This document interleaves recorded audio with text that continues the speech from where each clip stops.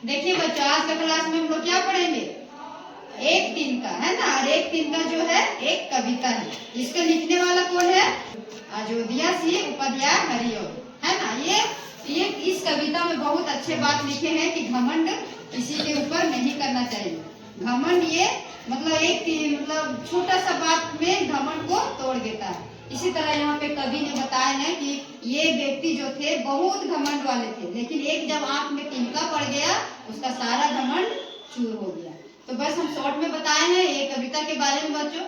अब हम लोग क्वेश्चन आंसर की ओर चलते हैं। इससे पहले भी हम कुछ क्वेश्चन करवा चुके हैं।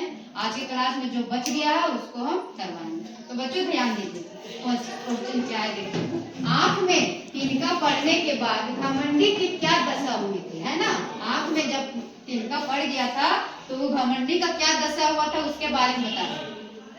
घमंडी की आंख में जब तिनका पड़ने पर उसकी आंख लाल होकर दुखने लगी थी। जब आंख में तिनका पड़ेगा तो मैसने के बाद तो लाल हो ही जाता है। तो वही बोल रहा है कि घमंडी की आंख में तिनका पड़ने पर उसकी आंख लाल होकर दुखने लगी। वह बेचैन हो गया था, है ना। वह बेचैन हो गया और उसका सारा ऐंठ जो था समाप्त हो गया। जो ऐठल ऐठल बात करता था ना, वो सारा बात उसका जब एक आंख में तिनका पड़ने के कारण उसका सारा ऐठा हुआ जो ऐठते थे वो समाप्त हो गया। इसलिए मतलब सीधा स्वभाव का आदमी अच्छा रहता है, ज्यादा ऐठने वाला सही नहीं रहता। तो देखिए बच्चों क्वेश्चन 4, घमंडी की आंख से तिनका निकालने के लिए उसके आसपास लोगों ने क्या किया था। जब घमंडी के आंख में तिनका पड़ गया था उसके साथ जो आसपास लोग जो थे उन लोग क्या किए वो बताएंगे। तो देखिए क्या किए। घमंडी की आंख से तिनका निकालने के लिए उनके आसपास के लोगों ने कपड़े की मूठ बनाकर उसकी आंख में डाली। कपड़ा का जो होता है ना, मूठ बना के आंख से ऐसे करके, और वो हल्का सा छोटा सा तिनका था ना, वो उसी के कपड़े के सहारे उनका आंख से तिनका निकाला, है ना। तो मतलब घमंडी को तो वो तो काम नहीं दिया, सबके साथ तो घमंड जैसा बात करते थे, लेकिन उसमें तिनका निकालने के लिए लोग का जरूरत पड़ा ना, तो वही उसी बात में उनका घमंड टूटा हुआ था। 5वां क्वेश्चन देखिएगा। एक तिनका कविता में घमंडी को उसके समझ ने चेतावनी दी। और उसमें बुक में और सारा है, 4-5 ये है पैराग्राफ, वो हम नहीं लिखाए हैं, है ना। उस देख लीजिएगा आप लोग। अब देखिए यहाँ पे पॉइंट लिखा है, इन दोनों में क्या समानता है और क्या अंतर है लिखिए। तो हम लोग एक बार समानता देखते हैं और दूसरा में अंतर देखते हैं। दोनों चीज बोला, एक समानता और एक अंतर बोला। तो ये समानता, दोनों में समानता है। ये देखिए, ये दोनों में समानता। दोनों ही दोहे में तिनके को शक्तिहीन ना समझने की चेतावनी दी।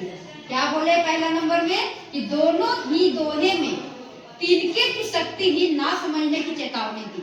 तिनका को शक्तिहीन ना समझने की ये चेतावनी दी। और दूसरा में बोला एक नन्हा सा तिनका आदमी को बेवश कर सकता है। क्या ना, कभी को एक छोटा सा नन्हा सा तिनका ही ना उसको घमंड को चूर कर दिया। अब हम लोग देखेंगे ये दोनों में अंतर, ये दोनों में अंतर। यहाँ पे स्पेस थोड़ा सा कम था, इसके चलते हम यहाँ पे लिखाए हैं, आप लोग यहीं पे लिखिए। दोनों में अंतर हम देखेंगे। यहाँ दोनों में समानता देखे, यहाँ दोनों में अंतर देखेंगे। पहले काव्यांश में तिनके द्वारा कष्ट देने की ढंग का संकेत नहीं, जबकि दूसरे में स्पष्ट संकेत है ना। और दूसरा में बोलता है पहले काव्यांश में घमंड ना करने की सलाह दे रहे हैं।